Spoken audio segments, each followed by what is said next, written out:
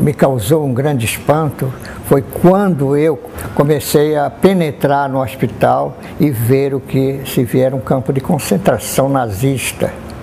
Doentes nus, sujos, despidos, jogados pelo chão, não tinham leitos, não tinham cama, não tinha nada, dormiam pelo chão, sujos, e uma coisa que me estarrecia eram os pátios. Os pátios eram o rebutalho. Eles ficavam lá apodrecendo no tempo, compreendeu?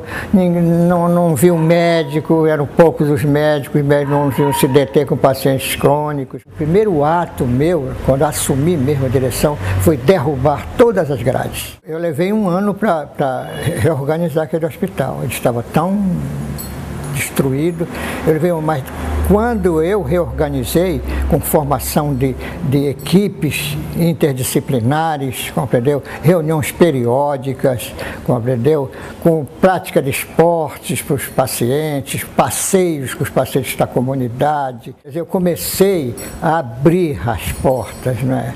A mostrar que eles não eram como a comunidade pensava, pessoas perigosas que iam agredir, que iam matar e esfolar. Matriculamos 34 pacientes.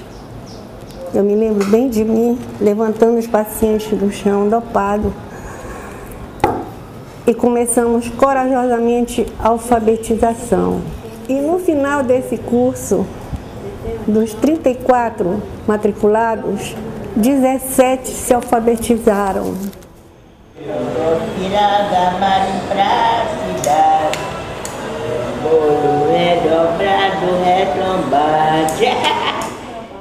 Que muitos dos pacientes que estão hoje aqui residindo aqui, eles estiveram no Juliano Moreira em algum tempo. Nós temos, por exemplo, pacientes que estão aqui há 22 anos, né? E que estiveram lá no Juliano Moreira. Então a gente fala assim, que os pacientes daqui são remanescentes do Juliano Moreira.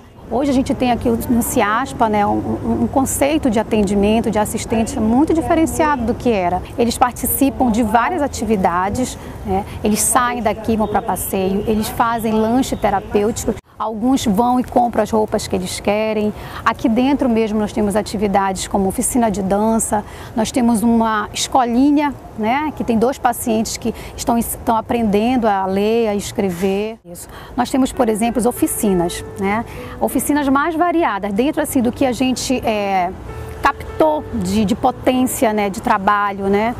Então, assim, a gente tem muitos pacientes que bordam, alguns pacientes que confeccionam tapetes, alguns pacientes que pintam.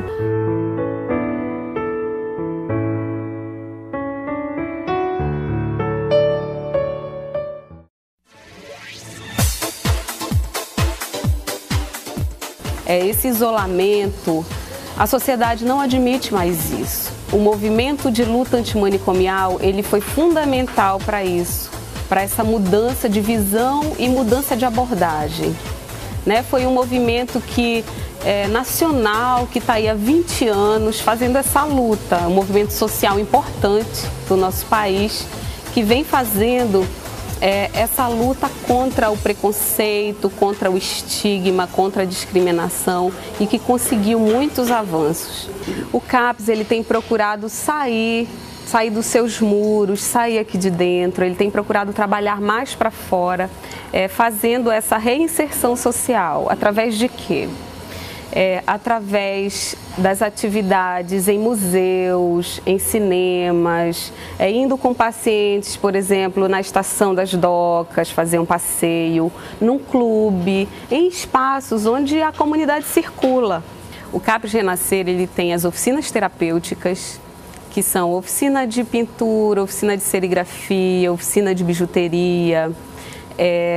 tem várias oficinas terapêuticas que trabalham tanto os objetivos terapêuticos quanto a formação de alguma nova habilidade para essa pessoa poder depois trabalhar em casa, ter um outro tipo de renda. Trabalha também os grupos, né, grupos de psicoterapia, os grupos de psicomotricidade, e hoje a gente teve uma aquisição muito importante para o CAPES, que é o professor de educação física, que vai trabalhar com as atividades esportivas. Por exemplo, aqui no nosso caso a gente tem uma piscina boa, ele vai começar a fazer atividades de hidroginástica com a nossa clientela. A gente tem um projeto importante agora com a Secult, em parceria com a Secult, que é a Saúde Mental é Cult, que a gente busca aprimorar as nossas ações nos serviços, nos CAPES, com o apoio da Secult. Por exemplo, pegar um grupo lá do Carlos Gomes, da Escola de Música, e fazer um convênio com a gente para que a gente possa tanto aprimorar os técnicos que fazem a intervenção, quanto os usuários, para eles terem essa oportunidade, essa possibilidade de conhecerem sobre música, de começarem a musicalização e quem sabe daí a gente tirar talentos, como eu te falei, a gente tem talentos aqui. Nós temos hoje já no estado do Pará 39 CAPES, né, situado em várias regiões do estado, e conseguimos agora uma aprovação muito importante do dia 13 de agosto, que foi de aprovar a 5 CAPES 3, que são os CAPES que funcionam 24 horas do dia, os CAPES mais fortes para atenção à crise. Então, isso tem sido um mérito importante na consolidação da política, além de trabalhar com os jovens trabalhadores que hoje estão no estado, em função do egresso de uma quantidade considerável de jovens trabalhadores no campo da saúde mental, essa perspectiva de cuidar com cidadania, cuidar em liberdade. Eu acho que esse é o grande desafio, legitimar essa pessoa, entender que essa pessoa tem uma existência que precisa ser cuidada e pensar que essa existência pode ser cuidada em liberdade e não mais excluída no modelo anterior ao hospital psiquiátrico. A microfilmagem da documentação do Juliano Moreira foi algo essencial. O Juliano Moreira e o seu acervo sofreu como o próprio prédio sofreu. Primeiro, por conta do próprio trâmite do dia a dia, que leva a documentação ao que a gente comumente chama erroneamente de arquivo morto. Todas as instituições vão guardando e esquecendo aquele passado que não é morto. Porque as pessoas que estão ali descritas viveram, sentiram, choraram, e a gente tem que recuperar essa documentação para ter acesso a essa vida do passado. Então, o acervo do Juliano Moreira passou por esse processo do dia a dia, que foi deixando de lado essa documentação, até que as implicações dos anos 80, com o fim da ditadura militar, o envolvimento da sociedade e as tragédias do dia a dia, que foi o incêndio do antigo hospital, e a própria militância pela extinção dos alienados, restritos ao mundo, segregados do mundo, de certa maneira deixou essa documentação um pouco de lado, o que acontece no final dos anos 80 é uma tentativa de salvaguardar essa memória. Então, quando o hospital é desativado, a documentação continua lá. E aí o Prodepa faz um estudo para poder microfilmar todo o hospital de clínicas. Dentro deles encontraram essa documentação que começa nos anos 30, já não existia documentação do século XIX, ela foi perdida, e termina nos anos 90, já depois da desativação do hospital, com os remanescentes que foram enviados para outros lugares, aqueles que não podiam ser devolvidos à família.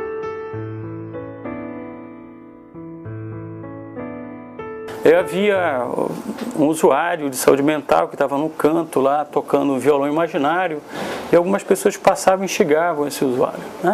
Olha, é doido, não é para estar aqui, é para estar no hospital psiquiátrico. Outras legitimavam aquele ato e aparecia um rapaz e oferecia um violão de verdade para aquele sujeito. Aí o sujeito ficou agradecido E no final das contas, quando o cidadão, já achando que estava cumprindo já o seu dever de fraternidade, solidariedade, foi embora, esse usuário levantou a mão e disse: muito obrigado, né? Hoje eu já posso ter 2 violões, o meu e o seu. Aí eu penso que essa história retrata, né, assim, que não precisamos ensinar para essas pessoas que esse violão é imaginário, né, mas dialogar com ele com um cunho de fraternidade, solidariedade para fortalecimento desta perspectiva humana, né. Uma coisa eu aprendi: não há ninguém inteiramente são como não há ninguém inteiramente louco. Os grandes loucos da humanidade que fizeram fizeram loucuras, arrastaram nações e nações para guerras e destruições, viu? É uma loucura que era aprovada por multidões. Cada um de nós é um ser único, e quando as pessoas que convivem com a gente percebem que ele é assim, fica muito mais fácil.